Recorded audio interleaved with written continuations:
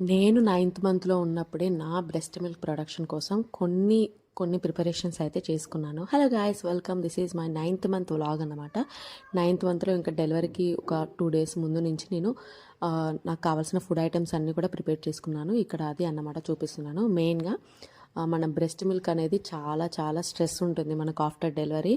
So నేను first time అది face చేశాను కాబట్టి సెకండ్ టైం అయితే ముందుగానే అన్నీ ప్రిపేర్ చేసుకుంటున్నాను. ఆఫ్టర్ డెలివరీ తర్వాత మనకు కావాల్సినట్టు అన్నీ చేసి పెట్టాలంటే ఎవరు ఉండరు కదా, మన మైండ్లో ఏముందో మనకే తెలుస్తుంది. సో ఇంకా దానికోసం అయితే ఇక్కడ నేను సోంపు, మెంతులు, ధనియాలు, జీలకర్ర, వాము ఇవన్నీ కూడా ఒక మంచి ఆర్గనైజర్లో ఇట్లా ఆర్గనైజ్ చేసుకుంటున్నాను అనమాట. ఎందుకంటే ఇవన్నీ కూడా నైట్ సోక్ చేసేసుకొని మార్నింగ్ అలాగే వాటర్ తాగేయాలి వాటితోటి. లేకపోతే మంచిగా బాయిల్ చేసుకొని తాగామంటే బ్రెస్ట్ మిల్క్కి మనకి బాడీ పెయిన్స్కి రిలాక్సేషన్ ఉంటుంది. ఇంకా కాన్స్టిపేషన్ ప్రాబ్లం అయితే అసలు దరిదాపులోకి కూడా రాదు ఈ డ్రింక్ తాగామంటే. నేను త్రూఅవుట్ ద ప్రెగ్నెన్సీ కూడా ఈ డ్రింక్ తాగా అని చెప్పాను కదా.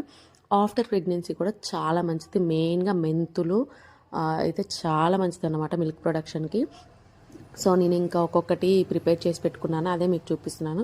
బట్ బేబీతో వీడియోస్ అన్నీ ఒకేసారి అప్లోడ్ చేయలేను కదా, చిన్నగా అప్లోడ్ చేస్తున్నాను. ఇదైతే 9th మంది. ఇక్కడ అన్నీ పౌడర్ చేసి మా హస్బెండ్ కోసం ఉంచాను అన్నమాట. ఇంకా తను కూడా డైలీ మార్నింగ్ డీటాక్స్ ఇంకా చేస్తుందని చెప్పేసి మనం డెలివరీకి వెళ్ళినా మనకు వాళ్ళ మీద టెన్షన్ ఉంటుంది.